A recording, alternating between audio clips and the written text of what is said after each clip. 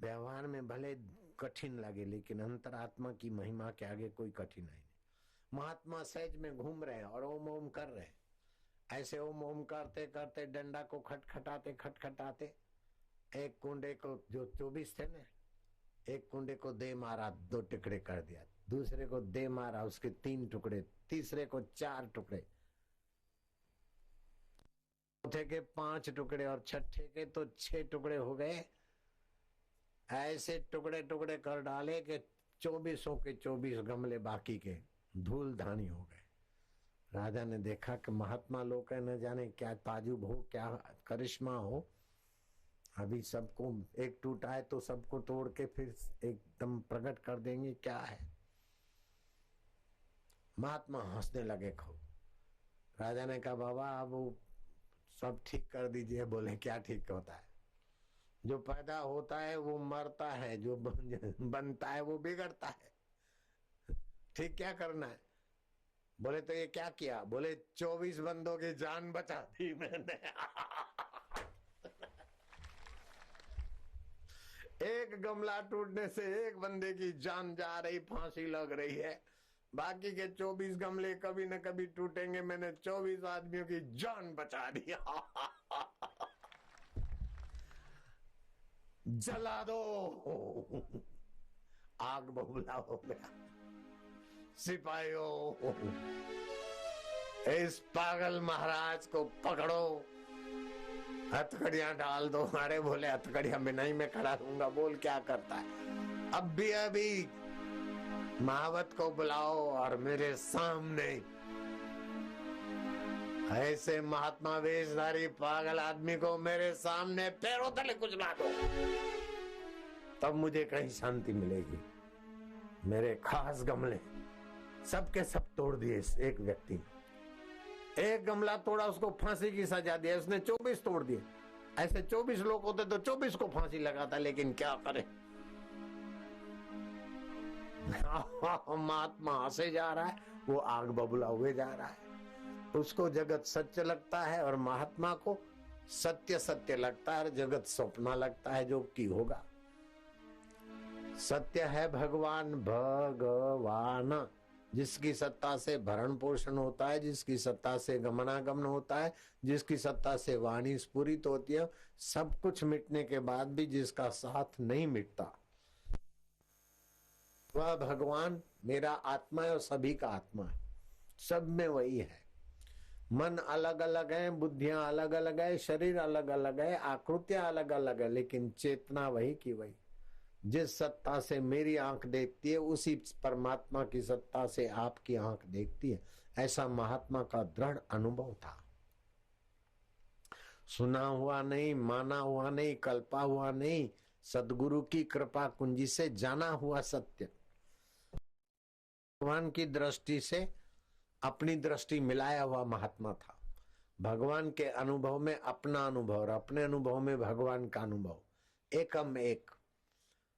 2 दियों का प्रकाश जैसे एक ही हो जाता है, 2 सरोवरों की पार टूटने से पानी एक ही हो जाता है, ऐसे ईश्वर का अनुभव और महात्मा का अनुभव एक। वासुदेव सर्वमिति, सब में बस रहा है। वो महात्मा ने सुना, हाथी के पैरों तले अभी कुछ बुलाएगा, तो वो राजा तो आग बबूला हो रहा था। महावत हाथी को ले आए। महात्मा कहे, कहाँ सोना है? बोले, वहां सो जाओ। महात्मा आराम से सो गए। जैसे भगवान नारायण क्षीर सागर में लेटते, ऐसे महात्मा अपने सोहम स्वभाव में लेटे। महावत आया, हाथी को नजीक लाते लाते 2 कदम दूर हाथी रुक गया। महात्मा के ऊपर पैर से कई लोगों को मृत्यु दंड जिस हाथी ने के द्वारा दिलाया गया, वो खूंखार हाथी महात्मा के नजीक आते 2 कदम दूर चिंखाड़ता है, जाता नहीं। महावत उसे लाते मारता है, एड़िया मारता है, भाले ठोकता है, पीछे ले जाता है, फिर से दौड़ा के लाता है, लेकिन महात्मा के आगे रुक जाता। आखिर राजा क्रोधी ने महावत को डांटा, जलील किया, दूसरे महावत को बुलाया, दूसरा हाथी। लेकिन दूसरा हाथी भी 2 कदम आकर चिंखाड़ के वहीं रह जाए। सब देखते रह गए कि हाथी पैर नहीं रख पाता है, महात्मा के नजीक नहीं आता, बस वहां मर्यादा से खड़ा हो जाता है। और तो महात्मा को मानो प्रणाम कर रहा है, सलाम मार रहा है, सिर झुका रहा है। ये क्या है महात्मा? तो समाज में जय हो साधो साधो साधो, महात्मा के लिए जयकारा, साधुवाद आया, सद्भाव था। महात्मा सब में अपना आत्मा परमात्मा देखता था, तो सबको महात्मा के प्रति भी सद्भाव और प्रेम होना। राजा ने देखा कि महावत और हाथी बहुत प्रयत्न करते हैं, फिर भी महात्मा के छाती पर पैर क्यों नहीं रखता?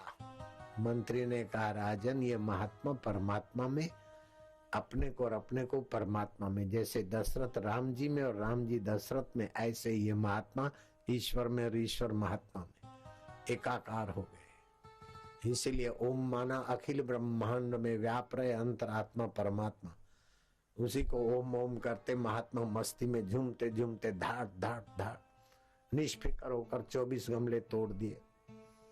और महात्मा को अपने शरीर का तो परवाह नहीं था, क्योंकि महात्मा ने देखा हमने मनुष्य जन्म का काम पूरा कर लिया, अगर हमारा प्रारब्ध होगा तो शरीर मर जाएगा, तो एक शरीर मरने से बाकी के 23 शरीर बच गए ना।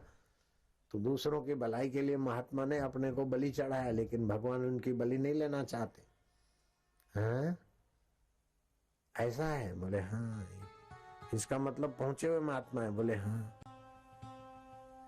पहुंचे हुए महात्मा का अनादर करने से 7-7 पीढ़ियां गरकाव हो जाती है, और उनका आदर करने से बेड़ा पार हो जाता है। ये मैंने सुना है। राजा का मन बदला, क्योंकि महात्मा की ओम ओम ध्वनि तो उसने भी बोल ली थी, अब उतना अनर्थकारी बुद्धि नहीं थी। महात्मा के नजीक गया, पैरों में दंडवत प्रणाम करते, महात्मा आपने 24 गमले नहीं तोड़े, मेरे 24 प्रकार के अहंकार, अपराध, अविद्या आदि सारे दोष तोड़ दिए। महात्मा अब मुझ पर कृपा करो कि मनुष्य जीवन सफल हो, ऐसा मुझे सत्संग दो, ऐसी मुझे समझ दो। कम वक्त गमलों से सुख ले लेके हम अहंकार में मारे जा रहे थे। प्रजा के लिए विकास विकास विकास, अपने अहंकार का विकास, अपनी वासनाओं का विकास, अपने शत्रुओं का विकास, अपने चमचों का विकास, विकास में जीवन विनाश के तरफ जा रहा था। महात्मन अब मेरा अहंकार आप ले लो, मेरी वासना ले लो, और मुझे सत्य का संग हो जाए, ऐसा परमात्मा प्रसाद या बुद्धि का दान कर दो। भगवान कहते महात्मनस्तु माम पार्थ देवीम प्रकृतिम आश्रिता। महात्मा क्या है कि मुझ आत्मदेव की प्रकृति का आश्रय लेते। कहा तो शैतान राजा तेग बहादुर, हे गमला टूटने पर मृत्युदंड, उसी राजा के सामने उसी के गमले, प्राण प्रिय गमले 24 तोड़ डाले। कैसी निर्भयता है, कैसी पर दुख कातरता है, और कैसा ईश्वर के साथ एकत्व है। हाथी के अंदर भी वही परमात्मा, और प्रजा के अंदर भी वही परमात्मा, और राजा के अंदर भी वही। क्रोधमयी बुद्धि है, विकारमयी बुद्धि है, वासनामयी मन है। भगवान में मन लगाने की अपेक्षा, मन लगेगा, एकाग्र होगा तो शक्तियां आएगी, सिद्धि आएगी। लेकिन भगवान में बुद्धि लगेगी तो बहुत कल्याण होगा। शरीर से इंद्रियां नजीक है, इंद्रियां से मन नजीक है, मन से बुद्धि नजीक है, और बुद्धि से स्व नजीक है। हम अपने आप को भगवान में लगाते तो कल्याण हो जाए, नहीं तो कम से कम बुद्धि को भगवान में लगा दे। बुद्धि में भगवान को कैसे लगाते? जैसे फेरे फिरते न कन्या पति में अपने को लगा देती कि ये मेरे पति है। शादी करके आए, फिर मायके जाए, कहे कथा में आए, चाहे बाजार में सब्जी ले, चाहे दूध खरीदे, चाहे कपड़े खरीदे, लेकिन पत्नी तो पति की। बुद्धि में निर्णय हो गया। ऐसे ही हम परमात्मा के हैं, परमात्मा हमारे हैं, और परमात्मा सतरूप है, चेतन रूप है, ज्ञान स्वरूप है। हमारे दुख और सुख ये विकास के लिए आते हैं। इन दोनों से मुक्त करके हमें समत्व में ले जाने वाले प्रभु हैं। हम जितना जितना सुख दुख में अप्रभावित रहेंगे, उतना उतना परमात्मा प्रसाद जाकी मति बनेगी। ओम नमो भगवते वासुदेवाय। ओम नमो भगवते वासुदेवाय। वासुदेवाय वासुदेवाय। प्रीतिदेवाय प्रीतिदेवाय। माधुर्यदेवाय माधुर्यदेवाय। मम देवाय मम देवाय। प्रभुदेवाय प्रभुदेवाय। ओम नमो भगवते वासुदेवाय। ओम नमो भगवते वासुदेवाय।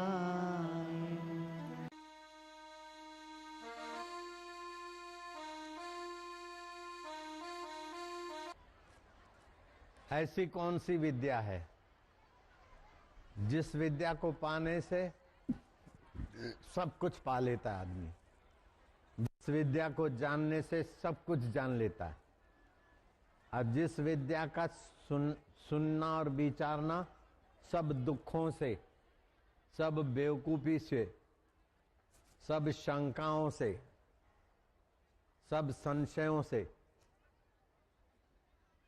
हंसते खेलते पार कर देता है। ऐसी कौन सी विद्या है? ऐसा कौन सा ज्ञान है जिस ज्ञान के बाद लाचारी मिट जाती है सदा के लिए, खुशामद खोरी मिट जाती है। नहीं तो किसी को सलाम मारो, किसी के आगे लाचार हो, प्रमोशन हो जाए। मेरे ऐसे भी चेले हैं, डीआईजी थे, फिर आईजी बने, डीजीपी बने, लेकिन आखिर खुशामद तो करनी पड़ी उनको, और रिटायर होकर किनारे बैठना पड़ेगा। ये सारी विद्याओं से सर्वोपरि विद्या कौन सी है? आईएएस बन गए फिर भी दुख नहीं मिटे, पीएम बन गए, सीएम बन गए, राष्ट्रपति बन गए, दुख नहीं मिटे। ऐसी कौन सी विद्या जो दुख टिके नहीं और सुख मिटे नहीं, और वो विद्या करने में सुगम हो, मरने के बाद फल नहीं, अब भी फल देने वाली हो, और गोपनीय तो हो, लेकिन कई बात गंदी बातें भी गोपनीय होती हैं। पति पत्नी के व्यवहार भी गोपनीय होते हैं, हेरा फेरी भी गोपनीय होती है। गोपनीय भी है और उत्तम भी है, आए है पवित्र भी है।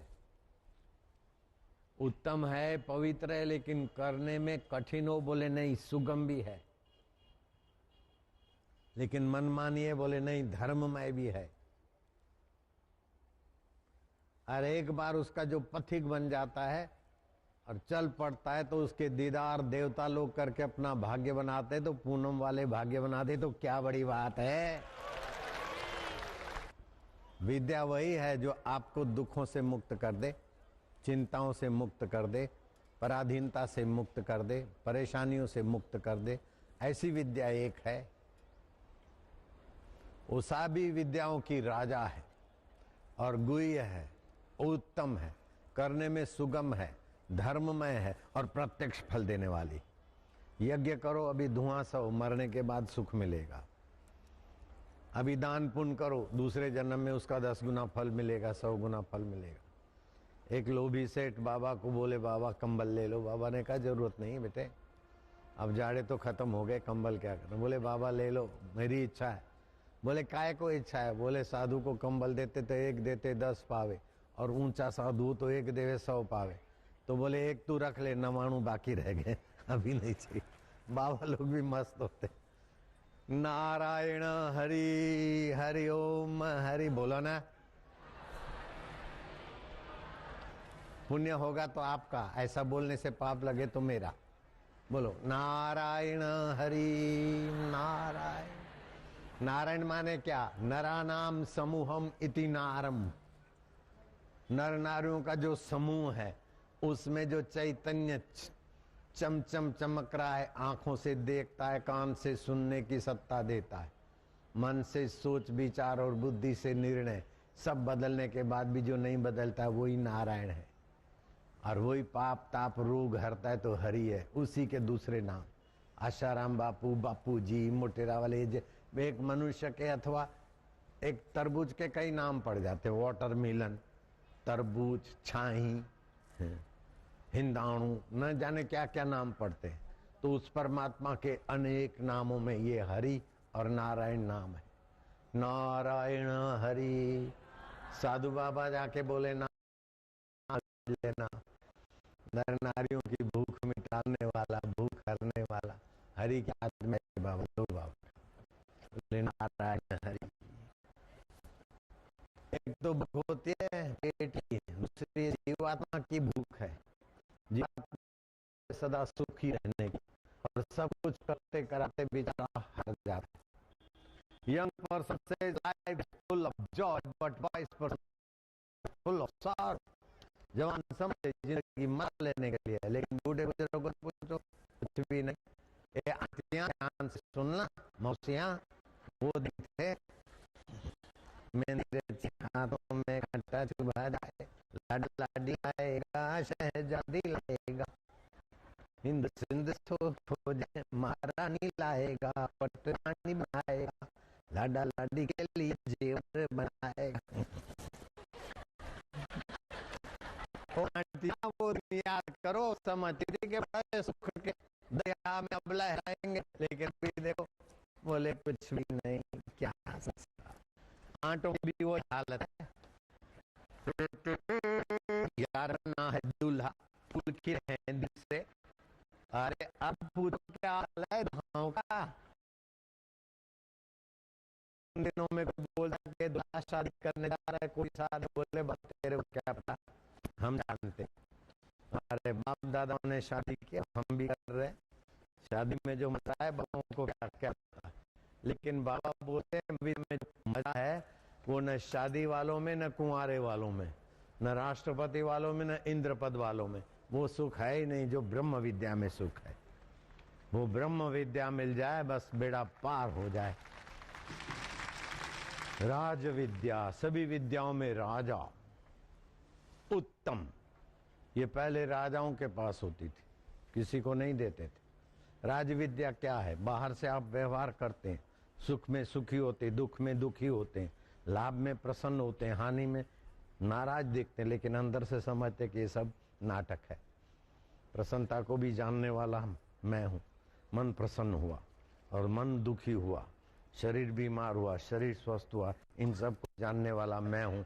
हम हैं अपने आप हर परिस्थिति के बाप। ऐसा महापुरुष कहीं मिल जाए तो उसके दीदार करने से जो फल होता है वो खड़े पैर, एक पैर से खड़े होके तब करे न, उतना फल नहीं होता। ऐसे महापुरुष के दर्शन सत्संग से फल होता है। तीर्थ नाए एक फल धर्म लाभ, संत मिले फल चार, धर्म अर्थ काम और मोक्ष। सतगुरु मिले अनंत फल, जिस फल का अंत न हो, अनंत फल। कहत कबीर विचार, वो सत्य का ज्ञान। बोले सत्य का ज्ञान क्या होता है? उसको ब्रह्म विद्या बोलते, राज विद्या बोलते, गुह्य विद्या बोलते, उत्तम विद्या बोलते। यही विद्या श्री कृष्ण ने अर्जुन को युद्ध के मैदान में दी। अर्जुन का दुख टिका नहीं और सुख मिटा नहीं, कर्म बंधन लगा नहीं और कर्म में विफलता हुई नहीं। ये वह विद्या है। समझ रहे हैं? आप समझ रहे हैं तो ऐसे खड़े रहो, ऐसे मत खड़े रहो। समझ रहे हैं तो ऐसे खड़े रहो। हाँ, ये बात अब वो फलेगी। साहबों के खड़े रहने से नहीं फलेगी, भक्तों के खड़े रहने से फलेगी।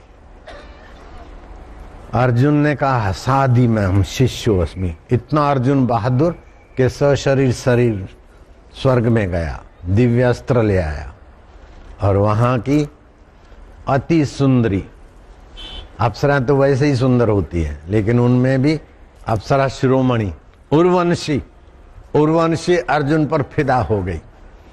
आप मुझे अपनी प्रिया बनाए, मैं तुमसे विवाह करना चाहती हूँ। बोले माता जी ये बात ना, ये क्या बोलते हो? यहाँ माता जी और पिताजी नहीं होते, यहाँ स्वर्ग में सब एक दूसरे के मित्र होते हैं, फ्रेंड होते हैं। मैं तुमको बॉयफ्रेंड बनाना चाहती हूँ। बोले सॉरी, बॉय और सॉरी मैंने मिलावट की है। कितना गिड़गिड़ाई। अप्सराओं में अति सुंदर, और संकल्प करे या कुछ कहे तो वो घटना घट जाए, ऐसी शक्तिशाली। बहुत गिड़गिड़ाई अर्जुन के साथ। बोले शादी तो नहीं, एक दिन के लिए, एक बार केवल मुझे अपने गले लगा लो। बोले नहीं। तो चिढ़ गई। बोले काम अगर दबता है तो क्रोध का रूप लेता है, तुम्हें पता है मैं क्रोधित हो जाऊंगी और तुम्हें श्राप दे दूंगी। बोले बहन जी, माता जी, तुम्हारा श्राप में शिरोधार्य करूंगा, लेकिन मैं कमर तोड़ कार्यक्रम नहीं करूंगा। कैसा बहादुर! आज के जवानों के मुंह पर थप्पड़ लग जाती है अर्जुन के संयम के आगे। ऐसा अर्जुन, 1 वर्ष नपुंसक होने का मैं तुझे श्राप देती हूं। बोले मैं नपुंसक रहूंगा, लेकिन तेरे साथ काला मुंह करके कमर नहीं तोड़ूंगा। मैंने बीटेक कर लिया, मैंने MBA कर लिया, मैंने फलाना कर लिया, 30,000 की नौकरी करता है, 35 की पत्नी 30,000 कमाती है, फिर भी कम वक्त शराब के शरण जाता है, दूसरी गर्लफ्रेंड के चक्कर में आता है, अपनी पत्नी को 4 महीने का गर्भ करके मायके छोड़ के आता है। ना लेते तेरी पढ़ाई पर, ना लेते तेरी विद्या पर, पत्नी को नहीं संभाल सकता है, ससुरा सासू के दिल को ठीक ठाक नहीं रख सकता है, माँ बाप का संभाल नहीं ले सकता है। ये क्या MBA विद्या है तेरी? क्या बीटेक की विद्या है? तू अपना दुख नहीं मिटा सकता और माँ बाप का कहना नहीं मान सकता। कैसा तू अभागा है? तू पूत है कि मूत है? पिता और माता जो चाहते वो नहीं करता तो तू पूत कहलाने के लायक भी तो नहीं है। पुत्र अगर आज्ञाकारी नहीं तो पुत्र नहीं है, समझ लेना, मूत्र की बूंद है वो। अभी हम आए थे हरिद्वार से, एयरपोर्ट पे उतरे थे, श्रीकांत मालपानी ने देखा और कईयों ने देखा था। हम एयरपोर्ट से उतरे थे, लोग दर्शन के लिए 80-80 रुपए की टिकट लेके कतारों में खड़े थे, नारायण भी उनके साथ था। आज जहां से लोगों के जूते गुजरते हैं वहीं वो लंबा पड़ गया, प्रणाम किया, दंडवत प्रणाम किया नारायण ने। आप लोगों ने देखा होगा। पूत तो पूत ऐसा होना चाहिए। पिता माता चाहते बेटा विदेश मत जा, और बेटा विदेश जा रहा है तो माँ बाप का बेटा नहीं है, अपनी वासना का बेटा है। वासना का बेटा से उम्मीद करना नालायकी है। वासना के गुलाम जो होंगे वो किसी को भी कुर्बान कर देंगे। अर्जुन निर्वासनिक कैसा है? उर्वंशी अगर एक बार इधर आ जाए तो दिल्ली वाले भी बहादुरगढ़ में, और बंबई वाले भी, और सभी प्रांत के, हरियाणा वाले तो उसी समय पहुंचेंगे। जयराम जी बोलना पड़ेगा, नजीक है ना। ऐसी सुंदर होती है उर्वंशी तो नहीं। एक साधारण अप्सरा आई थी, मैंने साधना में बिठाया था परशुराम नायब तहसीलदार को। अप्सरा दिखी, लेकिन बापू ने कहा है कि फंसना नहीं। वो तो बड़ी रूपवती। एक बार तो मन फिसल रहा था, लेकिन याद आया, वो नाम जपा, वो अंतर्धान हो गई। फिर 2 दिन के बाद आई, फिर जोर जोर से पुकारा। फिर तीसरी बार आई, कुर्सी पे बैठी, और बैठे बैठे उसने अपने संकल्प से अपने शरीर का चमड़ा, अपना बाहर का जो भी कपड़े और चमड़ा है वो हट जा, बाकी का अंदर माल दिखे तो कैसा लगे। हड्डियां, मांस और प्रोसेस हो रहा है, मलमूत्र की नाड़ियां चल रही, रक्त मवाद की, नाक में क्या चल रहा है, कान से क्या निकल रहा है, आंखों से कीचड़ निकल रहा है, नाक से लींट निकल रही है, मुंह से थूक निकल रही है। ये तो गनीमत करो कि कपड़े तुमने पहरे और चमड़े का कपड़ा भगवान ने दिया। अगर वो हटा कर देखो तो तोबा तोबा हो जाए। बाहर चक्की मक्खी, अंदर बुरबुर दक्खी, तू सुंदरी है। प्राणनाथ, प्राणनाथ। आप तो कॉलेज नहीं आते तो आइसक्रीम तो क्या खाऊं, मैं तो पानी भी नहीं पी सकती हूँ। प्राणनाथ। वो बोलता है चंद्रमुखी, मैं भी मेरे पापा के कहने से रुका था, लेकिन मेरी आंखों की तारे तो ही थी। चंद्रमुखी, चंद्रमुखी। शादी वादी हुई, लड़ने झगड़ने में लगे और बाबा ने दरवाजा खटखटाया। क्या बात है, कहीं आग लगती है तो फायर ब्रिगेड चाहिए, लेकिन पति पत्नी में आग लगे तो बाबा का सत्संग रूपी फायर ब्रिगेड चाहिए। बेटे दरवाजा खोलो। बोले बाबा मैं तो लुट गई, इस नादान ने मुझे कहीं का नहीं रखा। बोलता था तू तो चंद्रमुखी है, एक रात में 2-2 चांद खिले, एक घूंघट में एक बद्री में। बद्री का चांद तो सबका है, घूंघट का चांद तो मेरा है। क्या क्या करता था। अब ये नालायक देखो मुझे बोलता है रांड तू ज्वालामुखी है। बाबा मैं कहीं की नहीं रही। चंद्रमुखी, फिर कभी बोलता है सूर्यमुखी। आज मेरे को आग में आग लगा दी, आग में घी और पेट्रोल डाल दिया। मुझे बोलता है रावण तू ज्वालामुखी है, ज्वालामुखी, तू नहीं चाहिए। बाबा मैंने माँ की मुंह पर लात मारी, बाप के मुंह पर लात मारी, समाज और सहेलियों के मुंह पर तमाचे ठोके। मैं इस बदमाश के पीछे लगी। मैंने लव मैरिज नहीं किया बाबा, मैंने मुसीबत मैरिज किया। अरे तू दीवार से मत टकरा बेटी, रुक जा। बोलता है बाबा तुम इसके नाटक में मत आओ, मेरी भी सुनो। मुझे बोलती थी प्राणनाथ प्राणनाथ। शादी वादी हुई, फिर बोले नाथ ये खा लेना। अब तो जॉब भी करती और कोई फ्रेंड भी बनाती है। मुझे अनाथ बना दिया महाराज, मैं तो कहीं का नहीं रहा बाबा रे, मेरे जैसा कोई अभागा ना हो बाबा रे। हाय अरे रुक जा रे, हाय हाय वो उधर, हाय हाय हाय। क्या लवर लवरी ने खोज खोज के तो सुख में जंप मारा था और परेशान हो रहे। भूल कर भी उन खुशियों से मत खेलो जिसके पीछे लगी हो गम की कतारे। राज विद्या राजगुह्य बोलता है कि तुम शादी विवाह तो करो, मना नहीं है, लेकिन अपने को तबाही से बचाने वाला व्यवहार करो। ये राज विद्या है, गुह्य विद्या है। बच्चे को जन्म तो दो, लेकिन अमावस्या पूर्णिमा जन्माष्टमी होली दिवाली एकादशी जन्म दिवस उन दिनों में काला मुंह मत करो। गर्मियों के दिन में संभोग से थोड़ा संयम करो, भारी खुराक से संयम करो, अति व्यायाम से संयम करो, अति जागरण से संयम करो, अति परिश्रम से संयम करो, अति मैथुन से संयम करो। और तुम विद्याओं की राजा जो है आत्मविद्या को सत्संग के द्वारा पाकर सभी दुखों से सदा के लिए छूट जाओ। इसमें घाटा क्या पड़ता है? ये राज विद्या भगवान कृष्ण ने अर्जुन को युद्ध के मैदान में हंसते खेलते दे दी। अर्जुन अपना प्यारा है। यही राज विद्या पाने के लिए हनुमान जी अष्ट सिद्धि नौ निधियों के धनी थे।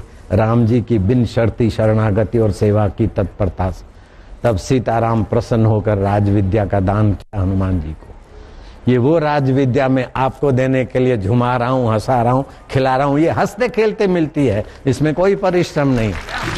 नानक ओ मोए सतगुरु पावे, हसंदियां खेलंदियां खावंदियां पहनंदियां विच कर देवे मुगत। खाटू श्याम में क्या है?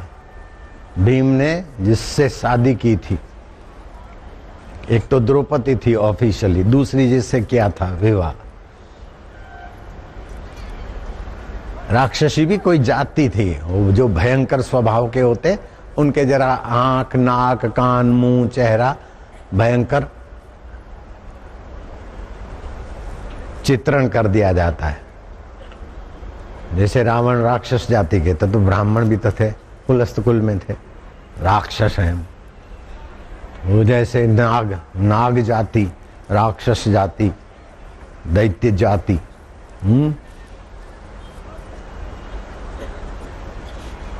तो राक्षस जाति की बाई से भीम ने विवाह किया था। उससे पैदा हुआ घटोत्कच, और घटोत्कच का बेटा बर्बरिक।